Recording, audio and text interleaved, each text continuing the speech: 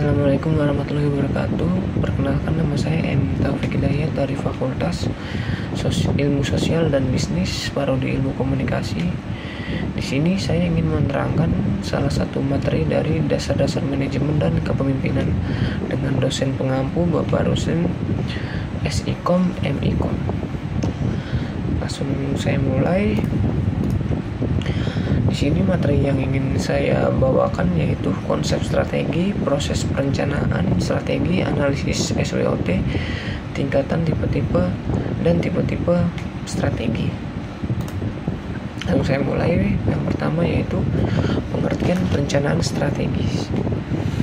Pengertian perencanaan strategis dibagi menjadi 3 jenis, yaitu ada manajemen strategis, adalah berbagai macam kegiatan dan keputusan yang diambil pihak manajemen dalam menentukan kinerja jangka panjangnya.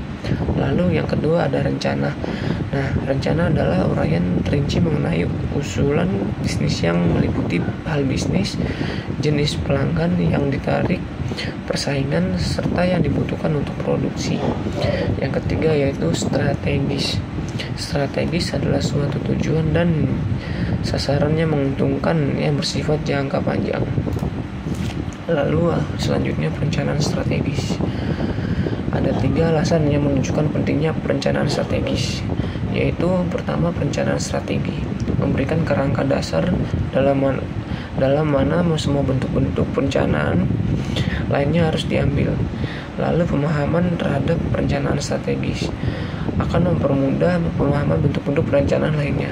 Lalu yang terakhir, perencanaan strategik sering merencanakan titik permulaan bagi pemahaman dan penilaian kegiatan-kegiatan manajer dalam organisasi. Selanjutnya yaitu perencanaan strategis.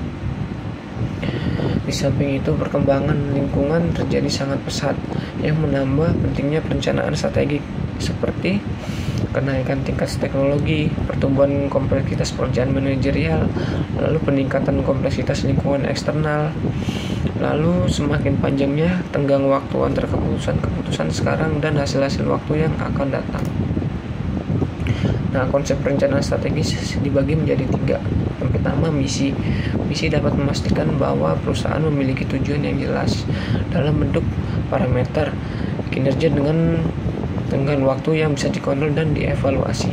Lalu yang kedua, visi dapat menciptakan komitmen yang kokoh antar karyawan untuk bergerak menuju arah yang lebih baik. Yang ketiga adalah sasaran. Sasaran adalah pengembangan visi dan misi.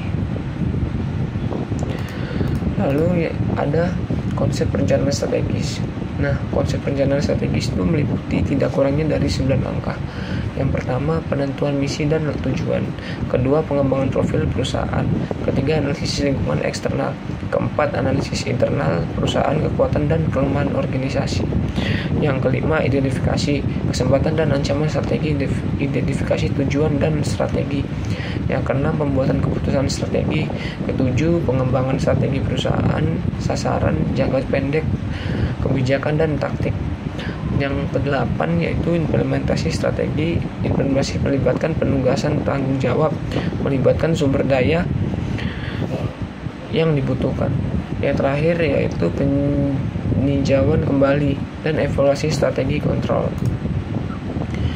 Perencanaan strategi dibagi menjadi 3. Konsep perencanaan strategi dibagi 3, yaitu karyawan akan berbagi apa yang mereka pikirkan terkait dengan bisnis dan menginformasikan perencanaan untuk masa depan.